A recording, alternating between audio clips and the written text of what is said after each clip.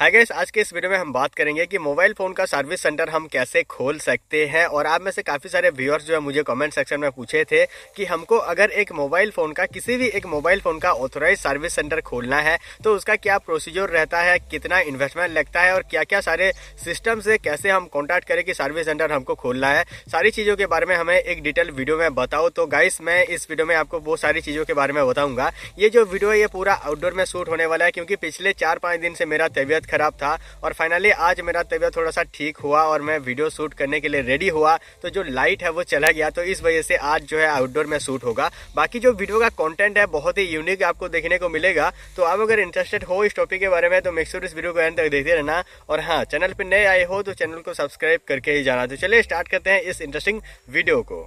Guys, किसी भी brand का अब अगर एक ऑथराइज सर्विस सेंटर को लेना चाहते हो अपने एरिया में तो वहाँ पे कुछ टर्म एंड कंडीशन होते हैं जिनके जरिए ही आप उस सर्विस सेंटर को ले सकते हो। और सबसे पहला जो टर्म एंड कंडीशन है वो ये होता है कि आप जिस भी टाउन, जिस भी सिटी में आप अपना जो सर्विस सेंटर है उसको स्टार्ट कर रहे हो, उस सिटी के 40 किलोमीटर के रेडियस में कोई भी सर्विस सेंटर उस ब्रांड का पहले से नहीं होना चाहिए। तभी जाके आपको जो सर्विस सेंटर है उसको खोलने के लिए अपॉर्चुनिटी या फिर मौका जो है दिया जाएगा। उसके अलावा यहाँ पे आपके पास में आपका खुद का कोई शॉप है, खुद का अगर प्रॉपर्टी है तो आप जो है इजीली सर्विस सेंटर खोल सकते हो। उसके अलावा आप अगर चाहते हो कि आप रेंट पे लेके भी सर्विस सेंटर खोलना चाहो तो डेफिनेटली वो खोल सकते हो। बट यहाँ पे अगर हम बात करें डॉक्यूमेंट के बारे में तो आपका जो पर्सनल आईडी प्रूफ है वो होना चाहिए। उसके अलावा आपके नाम के ऊपर में जीएसटी नंबर होना चाहिए, यानी जीएसटी नंबर मैंडेटरी है। उसके अलावा आपका जो भी प्रॉपर्टी है, आप चाहे उसे लीज पे लिए हो, रेंट पे लिए हो या फिर आपका खुद का जो प्रॉपर्टी है उसका प्रॉपर डॉक्यूमेंट होना चाहिए, तभी जाके आप जो सर्विस सेंटर के लिए एप्लीकेबल होगे।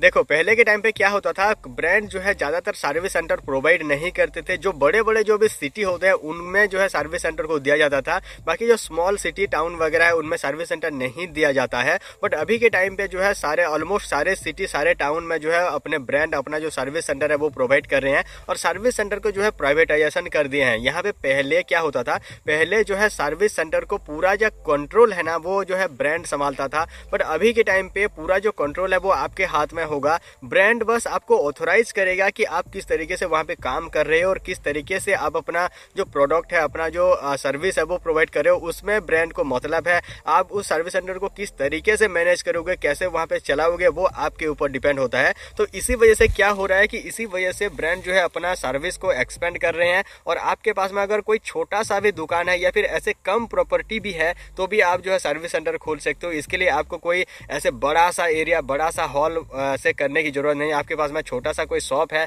तो भी आप वहां पे जो है सर्विस सेंटर डाल सकते हो। बस यही आप ध्यान रखिएगा कि आप अपना जो स्टोरेज डिपार्टमेंट है, जो भी रिपेयरिंग का काम है या फिर जो स्टाफ वगैरह आपको रखना है या फिर जो 2-4 कस्टमर आपके पास में आएंगे उनको जो है बिठा के रखने का सारा सुविधा होना चाहिए। उतना प्रॉपर्टी अगर आपके पास में है तो आप एक सर्विस सेंटर जो है खोल सकते हो।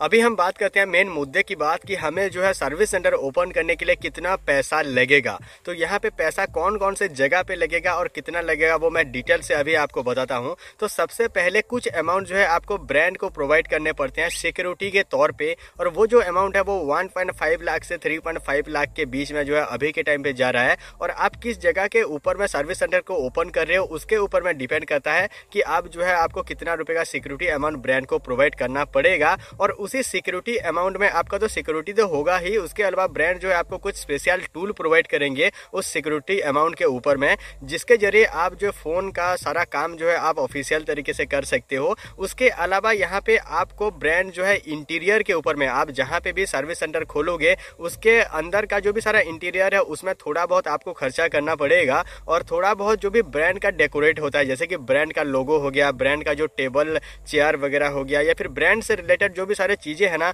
उस सिक्योरिटी अमाउंट में वो सब जो है कवर होगा। और सिक्योरिटी अमाउंट में वो सारी चीजें आपको जो है ब्रांड प्रोवाइड कर देगा। तो यहाँ पे इंटीरियर में आपको जो है 50-50 करना पड़ेगा ब्रांड के साथ में। अभी हम बात करते हैं कि जो सर्विस सेंटर है वहाँ पे जो स्टाफ की मैनेजमेंट और सैलरी के बारे में। तो यहाँ पे आप स्टार्टिंग में जैसे एक सर्विस सेंटर को ओपन करते हो उसके बाद में आपके ऊपर डिपेंड करता है कि आप किस तरीके से वहाँ पे जो स्टाफ है उनको रखोगे ऑफिशियल तरीके से। यहाँ पे आपको रखना ये होगा कि रिसेप्शन के लिए होता है या फिर वहाँ पे जो भी सारे छोटे मोटे जो भी स्टाफ है उनको आप अपने हिसाब से रख सकते हो। उसके अलावा वहाँ पे जो मेन इंजीनियर होंगे जो कि मेन मोबाइल फोन वगैरह को रिपेयर करेंगे या फिर सॉफ्टवेयर या फिर हार्डवेयर से रिलेटेड जो मेन मेन इंजीनियर होंगे ना, जो सीनियर इंजीनियर होंगे, वो जो है आपको ब्रांड प्रोवाइड करेगा और उनका जो सैलरी है वो ब्रांड जो है उनको संभालेगा। ठीक है, आपको मेन इंजीनियर को रखना नहीं होता है। यहाँ पे जो भी सपोर्ट के लिए जो भी सारे इंजीनियर होते हैं उनको आप जो है मैनेज कर सकते हो, उनका जो सैलरी वगैरह है उसको आपको खुद ही देखना पड़ेगा और इसी तरीके से जो स्टाफ की मैनेजमेंट है वो आप कर सकते हो। अभी हम बात करते हैं कि आपको अगर सारा डिटेल तो पता चल ही गया होगा, अभी आप अगर एक सर्विस सेंटर खोलना चाहो तो आप जो है कैसे खोल सकते हो, आपको कहाँ जाके